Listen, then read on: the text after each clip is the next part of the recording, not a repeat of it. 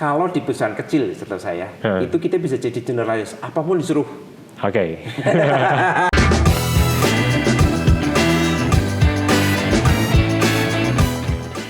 Halo Sobat Prakerja, balik lagi di podcast Jadi Bisa bersama saya Calvin. Dan hari ini saya sudah bersama dengan Pak Elnovian dari Pijar Mahir.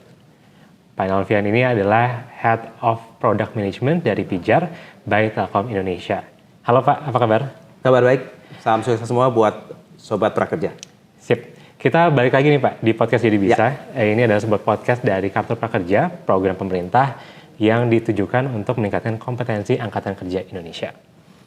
Kata kunci atau Angkatan Kerja Pak? Angkatan Kerja. Dan hari ini kita juga bakal ngobrolin soal Angkatan Kerja juga, tapi dari sisi gimana sih cara dapat kerjaan.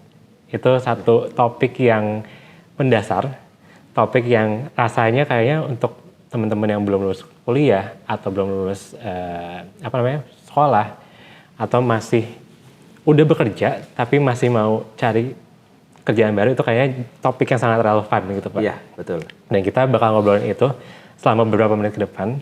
Hopefully Bapak bisa punya insights tentang itu dan dari pengalaman Bapak, please share to us, anak-anak muda yang haus akan ilmu ini. Siap, makasih. Oke Pak. Mungkin boleh perkenalan dulu kali ya. Bapak ini di Pijar perannya seperti apa, dan mungkin bisa perkenalan dulu tentang Pijar. Oke. Saya Elnovian, dipanggil aja Elno. Saya sebagai posisi sebagai Head of Product dari Pijar dengan fungsi utama develop dan masalah bisnis bahwa mengontrol produk untuk Pijar itu sendiri. Dan khususnya untuk prakerja, kita bagaimana produk ini sesuai dengan fit dengan kebutuhan prakerja, tapi lebih jauh lebih umum bagaimana Pijar ini bisa memberi manfaat nih. Orang-orang yang sudah ingin mengambil pelatihan, dari pelatihan ini bisa bermanfaat, salah satunya tadi mereka bisa lebih siap untuk masuk ke dunia kerja. Oke. Kata kuncinya itu ya, jelas siap masuk dunia kerja. Betul. Nah, sebetulnya kalau misalnya kita ngomongin dunia kerja, pasar kerja, apa sih sebetulnya yang perlu disiapin nih sama teman-teman yang baru mau masuk ke pasar kerja di kondisi sekarang ini? Ya, saat ini kan memang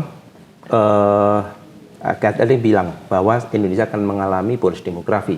Nah, di situ pasti pekerjaan akan kita punya potensi yang banyak, sehingga persaingan akan ketat ya. Betul. Sedangkan mungkin dari sisi dunia bisnis dengan banyaknya otomatisasi pekerjaan ini jadi satu tantangan nih. Gimana mereka bersaing? Bersaingnya nggak lagi hanya sesama manusia ya? Bukan sesama manusia gitu kan. Nah ini memang menarik, kita lihat bahwa terakhir ini banyak segala sesuatu otomatisasi sehingga keberadaan dari kita manusia atau itu dalam kerjaan semakin selektif jadinya. Bukan semakin sulit tapi semakin selektif gitu ya. Jadi buat kita sobat prakerja ya yang ingin masuk dunia kerja, khususnya yang fresh grade, baru lulus baik dari SMK, dari pun perguruan tinggi, ini yang pasti mereka harus menyiapkan segala sesuatunya. Apa aja? Pertama, mereka harus menyiapkan kurikulum vitae atau portofolio lah. Apa aja yang mereka lakukan. Nah, tapi pertanyaannya, apa yang harus tulis nih? Saya kan masih baru, gitu ya kan. Saya masih baru, saya nggak punya pengalaman. Nah, disinilah menariknya bahwa mereka bisa menambah atau menambahkan di dalam portofolio mereka, di kurikulum vitae mereka, bahwa mereka tidak hanya kuliah, mereka tidak hanya sekolah mungkin kebetulan SMK, tapi mereka bisa menunjukkan bahwa mereka itu ada keinginan, ada inisiatif, dengan salah satunya mereka mengambil pelatihan gitu ya. Ini biasanya juga saya kalau lihat banyak, saya juga sering menyeleksi lamaran masuk. Nah, banyak juga yang fresh grade. Saya melihat ya salah satunya ini aktivitas mereka selama perkuliahan gitu ya. Saat ini rasanya kalau kita hanya selesai kuliah dengan nilai yang bagus itu sudah biasa. Banyak orang pintar sekarang. Banyak gitu kan. Nah, kemudian lihat apakah mereka ada pengalaman organisasi, itu jadi poin plus juga dalam mempertimbangkan seseorang itu bisa dilirik nggak untuk menepati posisi tertentu, atau juga bisa kalau mereka ya mungkin minum organisasi karena kurang suka berorganisasi, mereka mendevelop mereka diri mereka nggak, misalnya mengikuti seminar, mengikuti pelatihan. Nah, saat ini banyaknya pelatihan-pelatihan dilaksanakan secara online itu bisa membuka kesempatan itu. Oke. Dengan harga yang sebetulnya ya nggak mahal lah ya. Jadi mungkin kalau dengan biaya ngopi-ngopi mungkin seminggu ngopi cukup lah ya. Nggak ngopi di tempat kopi gitu ya, mungkin mereka bisa mendapatkan sertifikat mengikuti pelatihan. Nah, kemudian setelah CV, terus ya mereka harus apa? Karena mereka fresh grade, mereka paling tidak mereka menguasai bidang yang apa? Yang mereka misalnya mereka kuliah bidang IT, mereka harusnya menguasai bidang IT itu. Jadi pada saat ada diskusi, interview, mereka bisa menjelaskan mereka apa yang mereka pelajari. Ataupun selain mereka juga mempersiapkan menceritakan apa yang mereka melakukan, mereka itu juga yang pasti pada saat interview mereka harus pede lah ya. Betul. Harus pede. Gitu harus bisa merepresentasikan diri dengan baik. Betul. Gitu ya? Namanya kita menghadapi interview itu kita seperti menjual diri. Nah, pada menjual diri kita harus pede bahwa kita punya kemampuan, kita punya potensi. Ya selain tadi ya CV itu akan sesuatu yang mungkin akan ditinggal, akan dibaca oleh HRD-nya ataupun usernya. Tapi pada saat interview, mungkin sekarang ini interview sudah mulai dilakukan ini ya via daring gitu ya. Jadi ini jadi lebih enak, jadi nggak perlu bisa jadi atasnya rapi, bawahnya mungkin celana pendek gitu ya. Tapi tetap itu akan terlihat bahwa seorang itu pede apa enggak pada saat di interview. Nah tadi kita ngobrolin soal gimana caranya ketika di awal gitu ya, mau melamar kerja, masuk ke dunia kerja, apa yang harus disiapin? Ada CV, terus kemudian kita harus pede, kita harus juga bisa bisa punya poin plus. Betul, di dalam diri kita gitu ya. Tapi itu mungkin kita bicara soal fresh graduates. Kalau kita bicara soal orang yang sudah bekerja nih, terus kemudian mereka mau mengembangkan karir nih ke perusahaan baru atau mungkin ke jabatan lebih tinggi gitu ya. Sebetulnya apa sih yang harus mereka persiapin juga? Apakah sama atau ada nih poin bedanya? Yang pasti kalau secara isinya sudah lebih kaya harusnya, kalian sudah punya pengalaman kerja, isi di dalam CV-nya harus sudah lebih berwarna lah, bukan hanya kuliah, tapi mereka harapannya mereka dalam CV mereka sudah menceritakan mereka bekerja di mana, posisi mereka apa, dan menjelaskan tanggung jawab mereka apa. Itu penting karena paling tidak dengan menjelaskan, oh saya punya tanggung jawab ini, mungkin sama-sama bahasa mereka dulu sebagai sales area, tapi bisa jadi satu menjelaskan sales area untuk perusahaan yang skalanya regional dengan skala nasional pasti akan beda tanggung jawabnya. Begitu juga areanya. Kemudian jadi mereka perlu mengupdate CV-nya. Kemudian yang saat ini kita sudah teknologi digital, kita bisa menambahkan profil kita di dalam LinkedIn. Itu sangat penting juga karena itu bisa saling ngecek tuh ya. Kita dengan di LinkedIn kita bisa ngecek, oh dia ini relasinya dengan siapa. Kita juga bisa melihat misalnya gitu ya, dia seorang IT tapi relasinya bukan banyak dengan orang IT. Ini kan juga jadi pertimbangan. Jadi mereka harus mengupdate lah CV-nya. Kemudian jangan lupa profil di LinkedIn karena saat ini ya bukan Facebook lagi. Kalau Facebook di lulusan kerjaan, tapi kalau pekerjaan profesional saat ini memang banyak dijadikan referensi adalah profilnya dia di LinkedIn gitu. Itu sebagai salah satu bentuk cross check antara CV dengan LinkedIn-nya dia. Dan ya sebaiknya dia harus bisa menceritakan pada saat interview. Jadi sama lagi dia harus siap dan pede menceritakan, apalagi untuk yang sudah punya pengalaman kerja, ingin menembak posisi lebih tinggi nih. Betul. Nah, dia harus pede nih untuk saya cocok di posisi, misalnya dia sebagai supervisor ingin mengincar posisi sebagai manajer. Dia harus bisa secara wawasan bisa melihat pada posisi manajer itu apa tanggung jawabnya. Jadi dari dari CV itu juga kita udah bisa tahu ya apa aja sih track record yang pernah dia jalanin gitu ya. Tapi mungkin kalau untuk orang yang teknis, kebetulan saya juga sempat di tempat salah satu sisi di bidang teknis juga, itu misalnya IT itu lebih gampang gitu ya. Kita tinggal kasih satu tugas, PR misalnya mengcoding atau membuat satu algoritma, dia bisa menyelesaikan nggak gitu Oke. ya. Kalau untuk orang yang memang di bidang IT itu salah satu satu prosesnya juga. Jadi selain melakukan interview, tapi juga memang dia bisa membuktikan memang dia memang sesuai di bidangnya, atau memang dia memang punya kemampuan di posisi pekerjaan sebelumnya. Misalnya kalau kayak sebagai back end developer atau front end developer, itu ya kadang-kadang kita bisa memberikan seperti sedikit-sedikit tugas. Nah, khusus yang untuk sisi misalnya manajemen, marketing, ataupun HR, itu mungkin lebih banyak kita gali. Gitu. Oke. Jadi ya satu lagi, mungkin sebelum interview catat apa aja prestasi yang sudah kita Prestasi capai. penting ya. Prestasi selama dia bekerja, apa kisah suksesnya ini perlu dibuat satu catatan. Jadi pada saat interview dia tidak perlu banyak mengingat lagi. Dia sudah, prestasi saya di sini seperti apa gitu. Jadi orang nggak hanya ngelihat apa tanggung jawabnya, tapi juga prestasinya gitu ya. Betul. Prestasi akan jadi satu poin plus gitu ya. Nah, Misal mencapai sales gitu kan, the best sales gitu ya, untuk periode tertentu perlu dimasukin. perlu gitu kan. Orang tuh kadang nganggap itu sombong, Pak.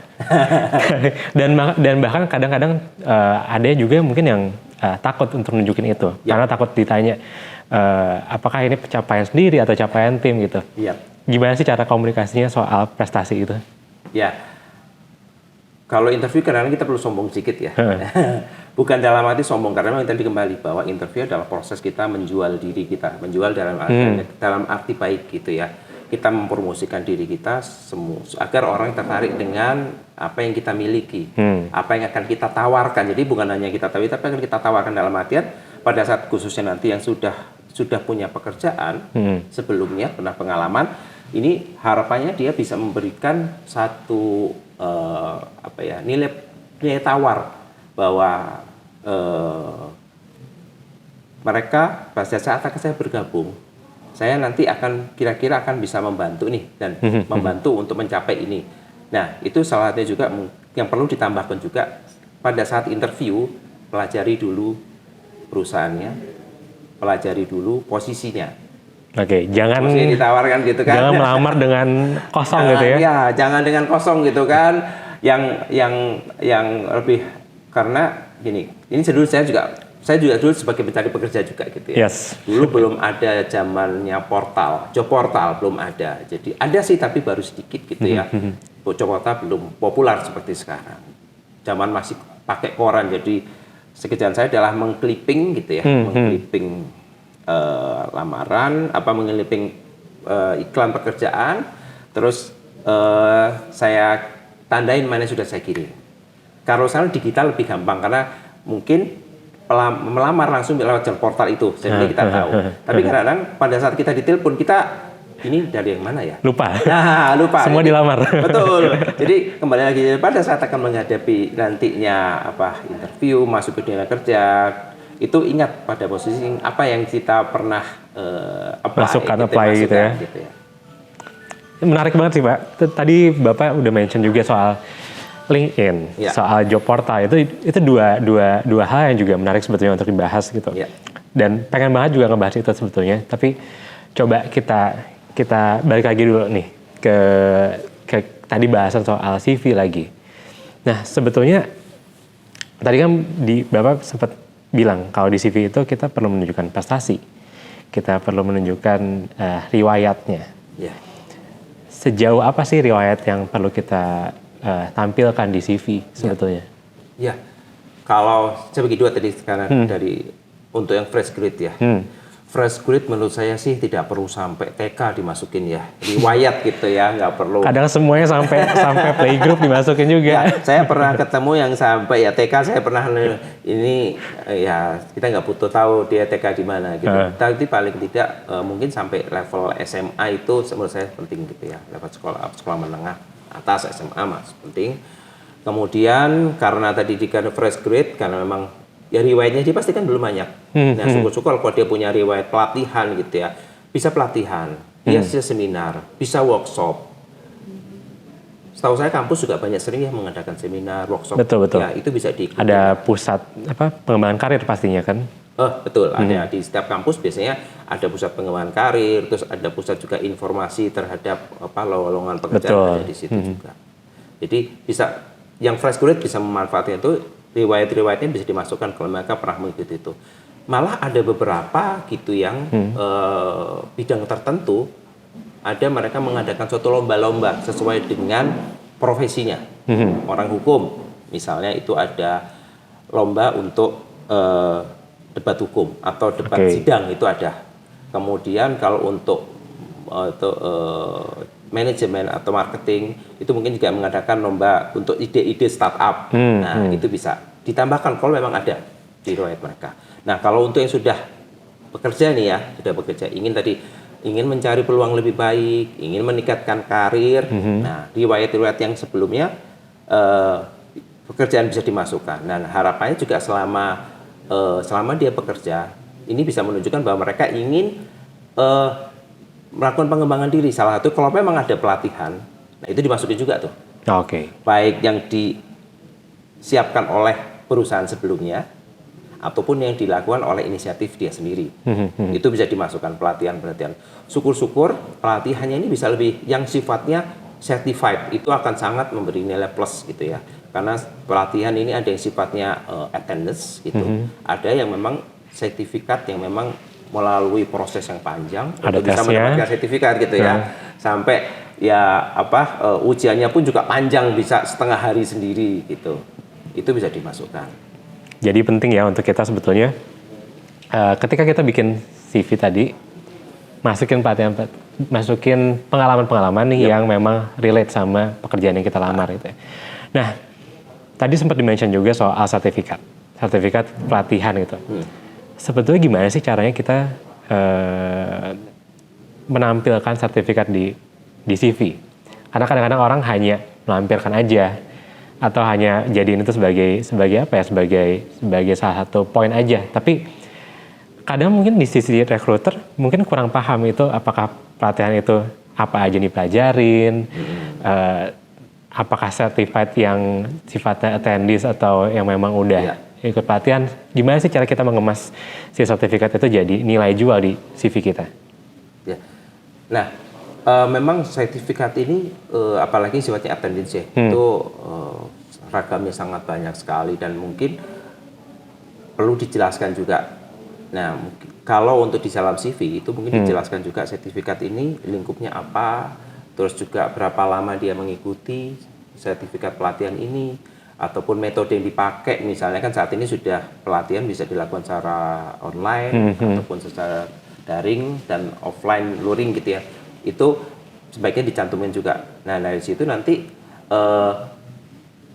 bisa lebih menjelaskan lagi, lebih tergambar apa yang mereka pelajarin, apa yang mereka dapatkan selama mereka ikuti pelatihan. Tapi kalau sudah sifatnya certified gitu ya, itu karena sifatnya certified ini diakui paling tidak kita punya sertifikasi nasional BNSP, itu sudah lebih jelas, ataupun yang sifatnya internasional yang sudah common diterima kayak CCNA dan yang lain-lain gitu, lebih orang pasti sudah tahu gitu dibanding yang certified yang sifatnya attendance. Tapi tetap kalau perlu dijelasin juga lebih enak.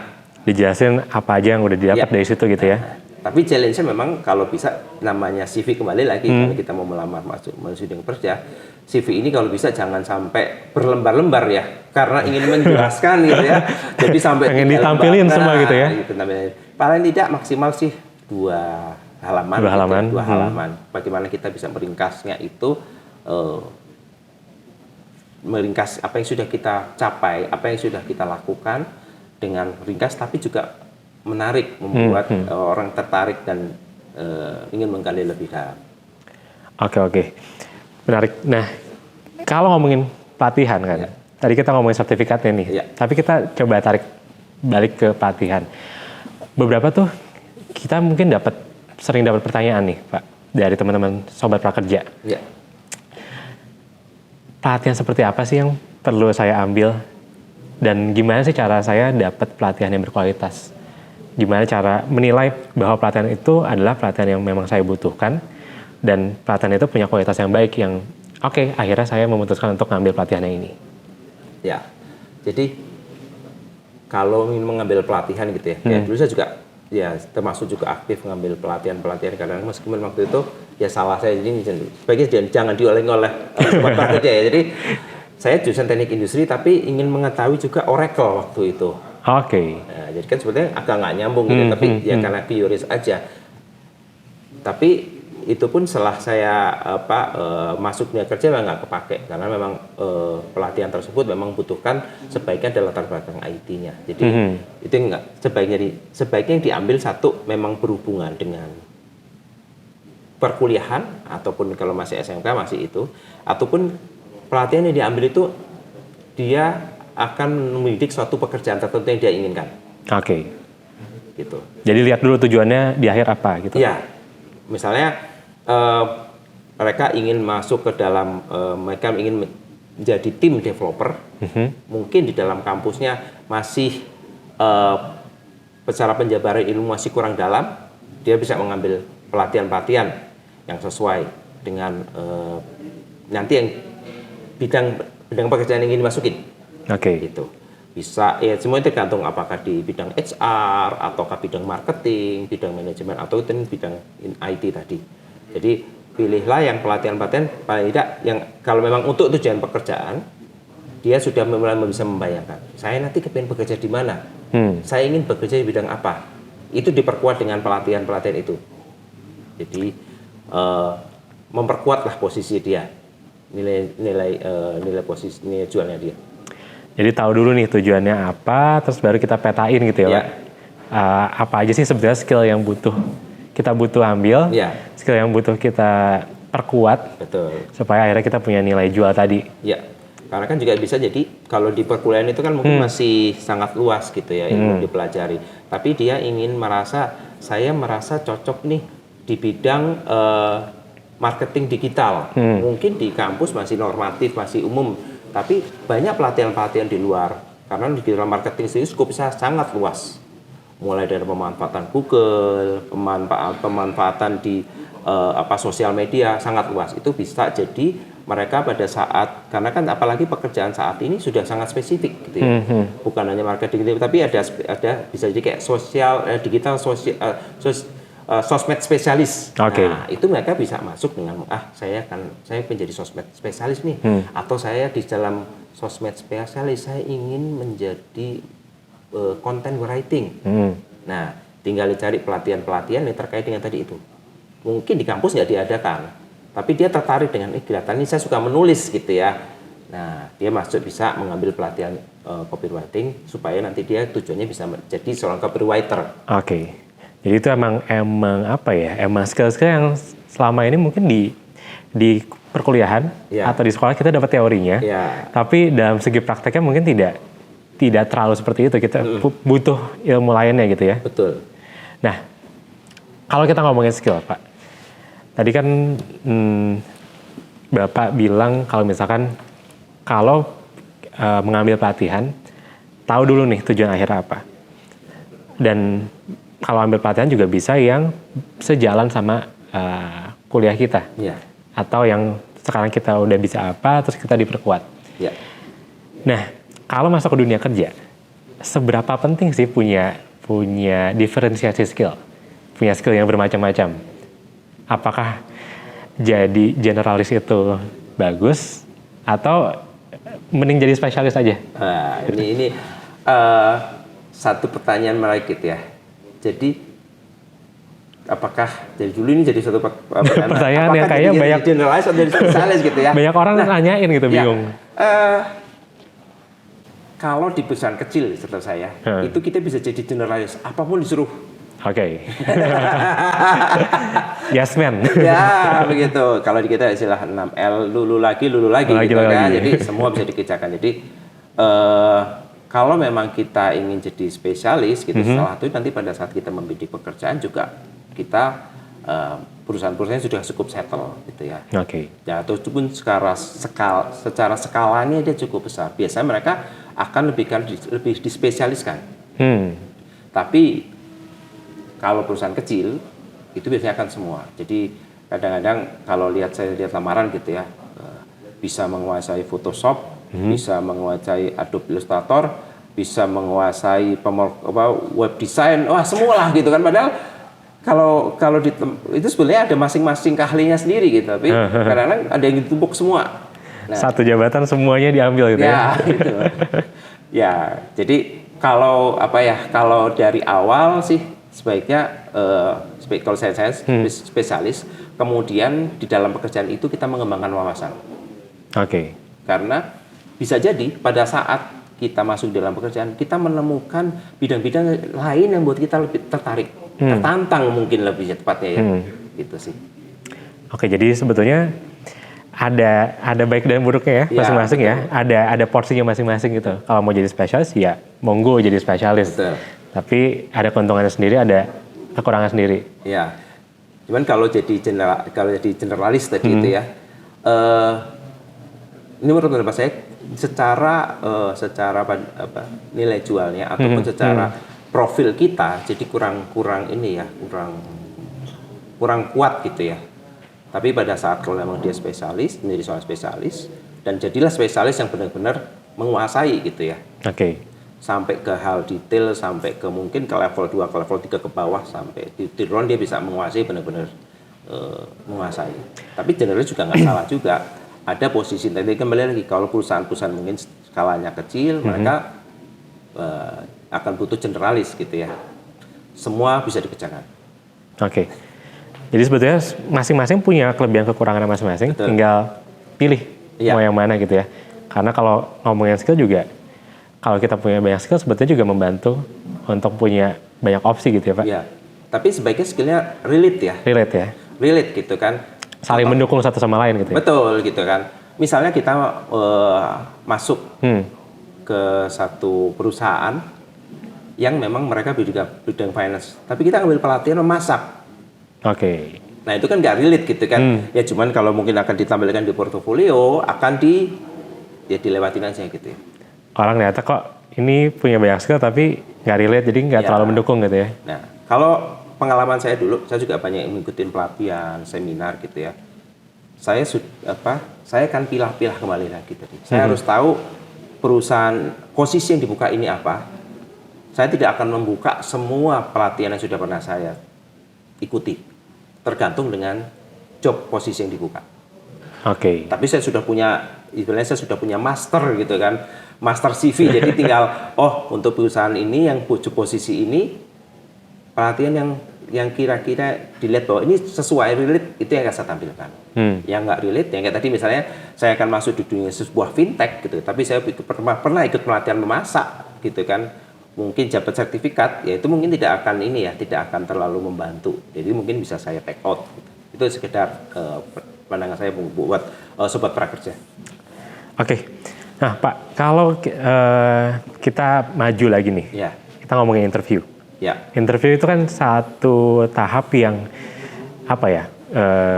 ibaratnya kita udah diseleksi nih dari CV udah terseleksi gitu. Kita udah jadi individu-individu terpilih yang akan ibaratnya mungkin selangkah 2 langkah lagi masuk ke perusahaan. Biasanya apa sih sebetulnya yang dilihat sama teman-teman rekruter? Atau mungkin Bapak juga pasti kan pernah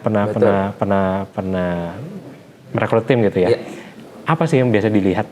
Karena kalau dari saya sendiri, saya pernah merekrut juga. Biasanya saya lihat dari jawaban-jawabannya, dari semangatnya gitu. Tapi kalau misalkan dari Bapak, apa sih biasanya yang dilihat? Kalau saya sendiri pertama, saya pasti akan mencocokkan antara CV yang ditulis dengan apa yang disampaikan. Ya kita korek nggak selalu berurut gitu ya. Tapi sesekali kita bisa melakukan tes gitu ya. Apakah benar disampaikan? Kita menggali lagi apa yang ditulis. Jadi kita melihat antara kesesuaian yang ditulis dengan dia dengan apa yang disampaikan. Gitu ya. Kemudian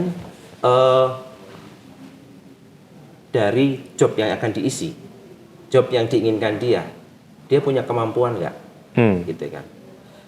Bisa jadi untuk fresh graduate nih, mungkin pertanyaan fresh graduate, loh saya kan belum punya pengalaman nih, gitu ya.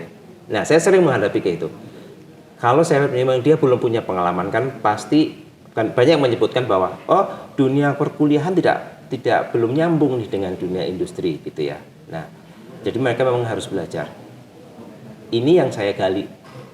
Bagaimana mereka bisa menunjukkan mereka punya semangat untuk belajar, punya semangat untuk berkembang, punya inisiatif. Saya lebih, kalau fresh graduate saya lebih menggali ke situnya, gitu ya. Karena kalau dari pengalaman belum ada gitu ya? Ya, pengalaman belum ada gitu ya. Tapi kita lihat bahwa, oh dia ini punya inisiatif, dia punya semangat belajar. Itu yang lebih penting ya, karena kita butuh yang, karena apalagi untuk Gen Z saat ini, ataupun saat ini sudah masuk ke setelah Gen Z Alpha ya. Tapi Alpha belum ada, mungkin Alpha belum masuk dunia kerja, tapi mungkin ada juga masuk dunia kerja. Itu pasti yang generasi open minded, generasi yang sudah mungkin lebih kreatif gitu ya. Jadi kita perlu gali bahwa bagaimana mereka mendevelop diri mereka, semangat mereka, inisiatif mereka, keinginan belajar mereka. Oke, jadi pasti lihat cocok atau nggak cocok nih sama CV-nya, terus kemudian tadi semangatnya, dan apakah orang itu bisa berkembang nggak sih di perusahaan itu gitu ya. Ya sama tadi itu deh, saya sampai ke awal tadi, bahwa dia harus pede nih. Oke, pede penting. Sayangnya ya. gitu ya, ada orang nggak, ada punya kemampuan, dia pelatihan mungkin, yaitu dia mengikuti pelatihan mungkin tadi kan, untuk yang fresh grad punya pelatihan, seminar, workshop gitu ya. Tapi karena dia tidak pede, dia gagal menceritakan. Oke, jadi nggak keluar gitu ya? Nggak keluar. Jadi itu salah satu poin penting juga, mereka harus pede gitu ya. Salah satu pede adalah persiapkan diri sehari sebelumnya, ataupun misalnya interview, siapkan dengan matang, buat kira-kira list pertanyaan apa aja sih. Oke, latihan dulu gitu ya. Latihan dulu list pertanyaan apa aja sih. Jadi mulai membayangkan, oke, saya ditanya ini, saya kira akan menjawab apa. Dan saya rasa kisi-kisi pertanyaan itu bisa dengan banyak di internet lah, di googling itu banyak. Mereka bisa mencoba menjawab pertanyaan yang sama yang ada, tapi kan karena setiap orang berbeda. Mungkin kalau di situ ada beberapa yang mungkin normatif ya, kalau kita googling bagaimana menghadapi interview, pertanyaan apa aja, itu ada semua saat ini. Sekarang sangat terbantu. Kalau mungkin zaman saya dulu nggak ada gitu, jadi raba-raba pertanyaan seperti apa gitu. Nebak-nebak sendiri gitu ya? Nebak sendiri gitu. Jadi ya salah satu untuk harus pede, itu persiapkan. Dan yang pasti poin penting buat saya adalah kalau interview dia harus on time. Penting gitu ya? Penting. Itu berarti menunjukkan dia serius. Oke, jadi serius itu nggak hanya dari CV-nya, tapi kalau misalkan nggak on time, pakaiannya terlalu macem-macem. Ya, terlalu macem-macem gitu kan. Ada yang mungkin kepingin terlalu berbeda, malah jadi macem-macem gitu kan. Jadi malah nggak pas dengan ininya gitu ya. Oke, menarik. Terakhir Pak, ini kita obrolannya menarik banget, sebetulnya pengen lebih panjang, tapi ini saya tutup di sini deh. Banyak nih teman-teman sobat prakerja yang kita lihat di komen sosial media kita, ketika kita bicara soal dunia kerja, cara interview, cara masuk ke dunia kerja, banyak yang ngomongin soal orang dalam. Power of orang dalam. Power of orang dalam gitu kan. Orang dalam tuh kan kesannya negatif. Ya. Tapi sebetulnya itu kalau misalkan kita lihat kan itu adalah buah dari networking. Betul. Buah dari gimana cara kita membangun hubungan. Betul. Gitu. Gimana sih sebetulnya kita bisa membangun hubungan dengan orang-orang dalam konteks profesional, supaya mereka itu tadi bisa jadi ibaratnya orang dalam kita sebetulnya.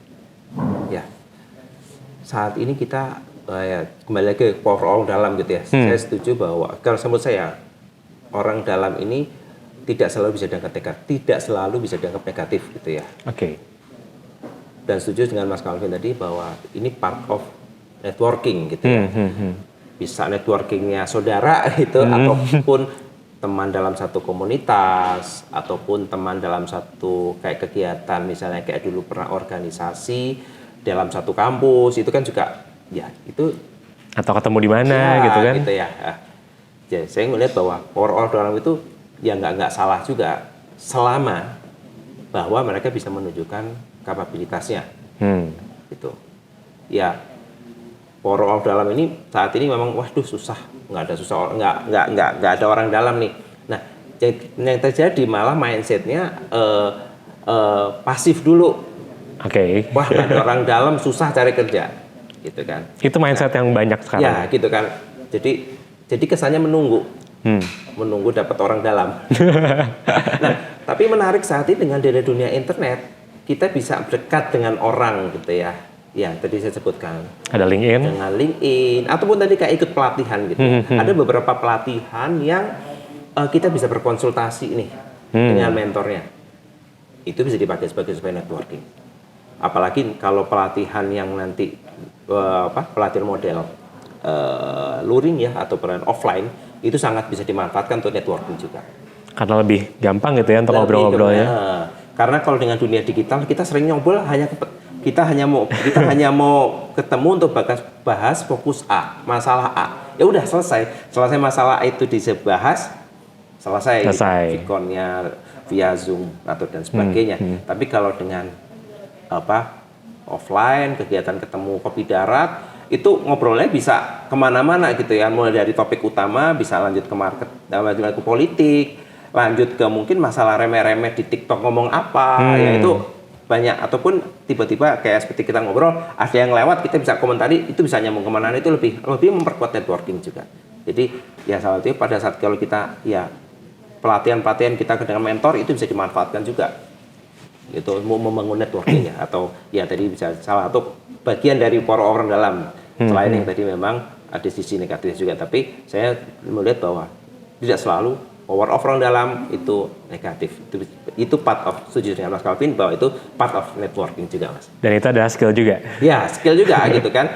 Skill bahwa kita bisa mengajak ngobrol orang, itu skill. Sama, untuk mengajak ngobrol itu kadang perlu kepedean. Perlu pede lah kita kan. Betul. Kita harus memikirkan apa yang jadi topik pembicaraan yang menarik. Gitu. Oke, seru banget Pak ngobrol sore hari ini. Tapi sayang banget nih waktunya udah selesai. Moga-moga kita bisa ketemu lagi, bisa ngobrol-ngobrol lagi, bisa sharing lagi sama Sobat Prakerja. Karena masih banyak sebetulnya obrolan tentang dunia kerja yang perlu kita kupas tuntas. So, terima kasih Pak udah datang. Sama-sama Mas Calvin. Sehat selalu. Sama-sama. Sehat selalu juga untuk Sobat Prakerja semua. Siap. Sip, Sobat Prakerja, itu tadi obrolan kita bareng Pak Elno. Dan ini adalah episode terakhir kita bersama dengan teman-teman dari Pijar Mahir. Hopefully di episode kali ini teman-teman dapat insights yang sangat banyak tentang dunia kerja dan bisa dimanfaatkan untuk masuk ke dunia kerja ke depannya atau mengembangkan karirnya teman-teman.